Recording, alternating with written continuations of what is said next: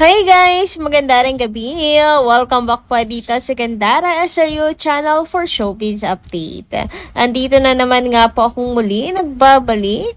Ang nagmamaganda rin yung kachismosang Kim Pao. Wala na nga pong iba ang lukarit po na si Gandara upang maghatid sa inyo ng latest update and fresh happenings patungkol kina Kim Chiu and Paula Avellino. And yes, gabing-gabi na pero ako po ay mambubulahaw pa rin po sa inyo sa Santambak ba naman na ayuda po ng Kim Pao. Abay, ang hirap pong isa-isahin. Grabe, mababaliw ka talaga dito sa Kim Pao eh. Anyway, ang mainit nating chika para na pag-uusapan ngayong gabing ito ay patungkol naman nga po dito sa pag-out nga po ni Paula Avellino. Ay, pag-out talaga. At syempre, doon po sa sinabi ni Mimi Vice na talaga naman po ikibinaliw,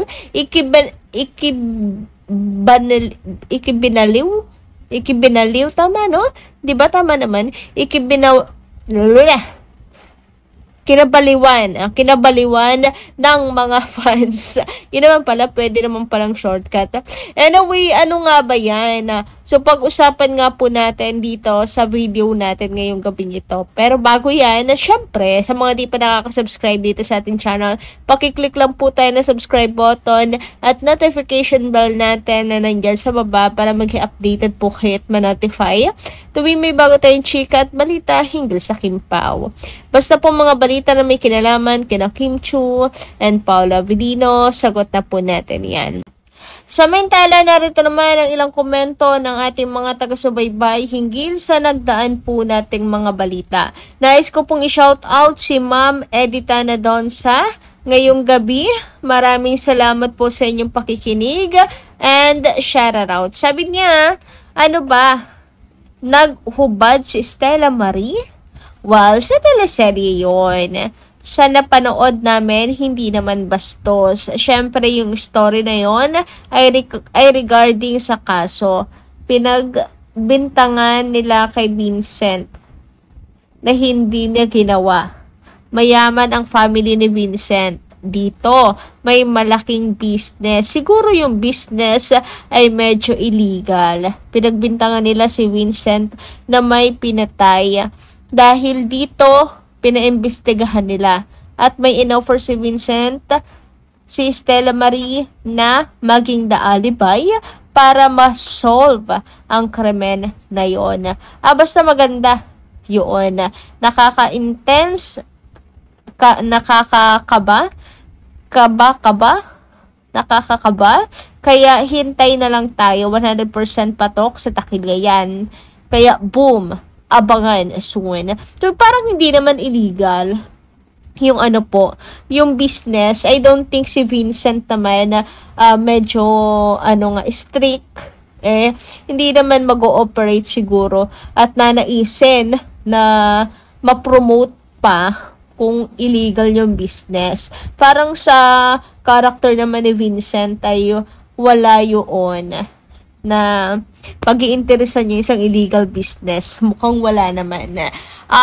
Siya lang talaga yung napag-iinitan kasi siya yung huling nagkaroon ng issue siguro kay Vincent dahil nga hindi siya na-promote. Tapos paborito pa si si Walter.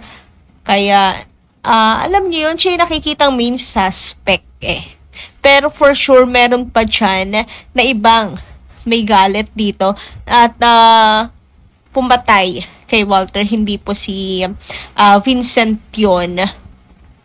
Kung sino yung hindi talaga ninyo iisipin.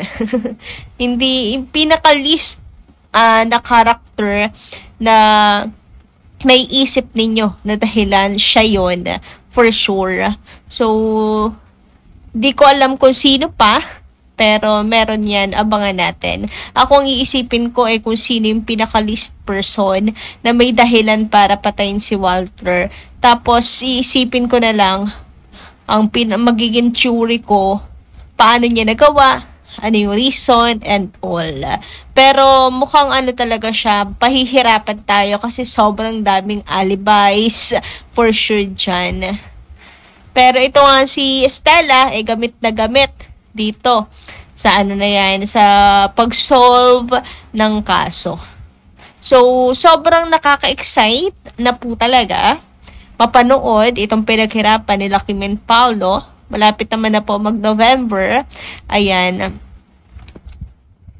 Araw-araw na po tayo may pag-uusapan.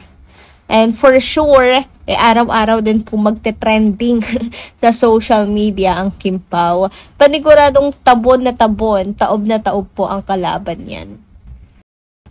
Samantala, shout out din po kay Ma'am Annalyn Hiccup. Maganda ring gabi. Ayon sa kanyang komento, hindi bibitawan ni Kimi ang ABS-CBN. Ganon din si Paolo. Nagka-epidemya nga, hindi nga lumipat Ngayon pa kaya, ang dream girl niya kasama niya. Temporary guys, next year may movie ulit. Thank you, Gandara. So, ayan nga, imposible talaga.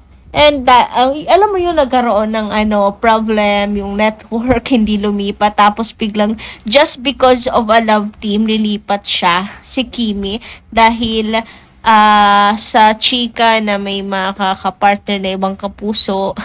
Uy, bakit naman na sa paglipat? Teka lang, Ma'am Annalyn, wala naman tayo sa paglipat. Andun lang po sa may makakapartner na kasi collaboration daw. Wala naman paglipat na nasabi.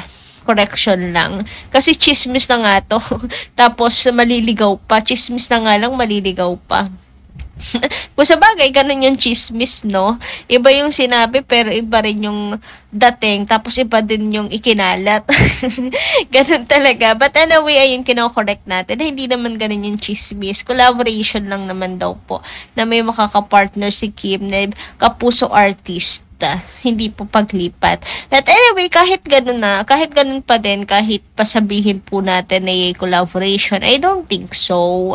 Iba na lang pati. Kung kayo may balak man, ABS, GMA, wag na po si Kim Chiu pag-interesan ninyo. Wag na po ang Kim Pao, dami naman dyan. May mga starlet naman po sa GMA at saka sa ABS, so sila na lang para mag-boom din yung career. Oy, don't get me wrong hindi namin inaano yung mga starlet, hinahamak. No, kasi lahat naman po ay nagsisimula bilang baguhan. Lahat ay nagsisimula bilang baguhan. Kahit yung mga bihasa, kahit yung mga eksperto, kahit yung mga veterano at veterana ng mga aktres, nagsimula yan sa baguhan. Hindi namin hinahamak. It's just that sinasabi namin na kung may plan naman ng collaborations, etc. Hindi yung mga nagsisimula, yung mga starlet. Baka sakali na mag-boom, 'di ba?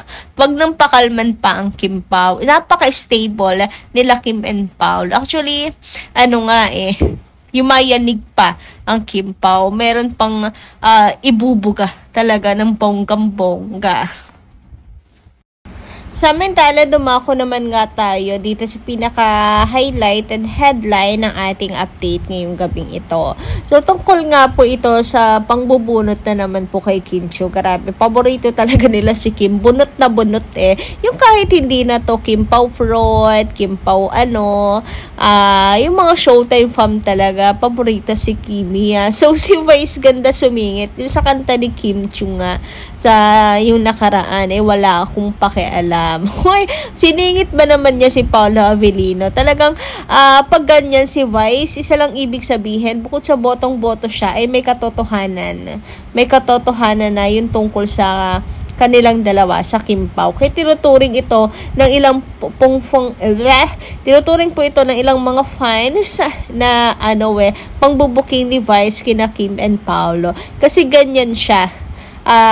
Malakas yung loob ni Vice na asarin si Kimi. Kasi kung hindi naman kasi okay kay Kim, hindi nila yun gagawin. Pero dahil they know na may something talaga sa Kim Pao, they know na may Kim Pao in real life, ay sila, ayos po na asarin si Kim Chiu. Sabi naman dito, hindi na talaga kailangan ng confirmation sa mga kilos naman ng Kim Pao, ay alam na natin. Sabi nga ni Pao, wala siyang tinatago.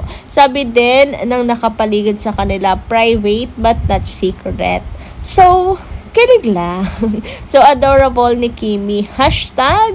#Kim Pao. Yes, true. Kay Paolo naman ang galing na wala siyang tinatago. 'Di ba? Endeavor naman yung dininay si Kim. At saka ang open niya sa galawan nila ni Kim Chiu. So, paanong may tinatago si Pao sa lagay na yon? At ano nga, tinuturing na rin ng mga fans na nag-out si Paolo eh. Nag-out na talaga si Paolo eh. Kasi eto, talagang yung mga ganitong moments, masayang moments. Ay, wait lang. Eh, hindi ba yung pinag-uusapan natin ito kahapon na sabi, ano ba, hard lunch na ba to? Daig pang pre-upshoot eh. So, yun nga. At tinuturing to ng mga fans na yung mga post na ganyan ni Paolo kasi hindi ganyan si Paolo, to be honest. Kung i-stock nyo ang old Paolo Avellino, ay hindi siya, walang ganyan. Black and white, na para anong lungkot ang buhay, na ang boring. Wala siyang mga paganto. So, tinuturing talaga ng mga fans na pag-out yan ni Paolo Avellino na happy siya. Nandiyan na si Kimi sa buhay niya. Nagbigay liwanag, kulay. Hoy! Grabe nga yun. Anyway, guys, anong inyong masasay patungkol dito? Comment nyo nga lang sa baba. And agad dito lang po muna ng ating update. Maraming salamat po sa inyong pakikinig. Kita-kits po muli tayo sa mga susunod po nating chikas. Maraming pong salamat.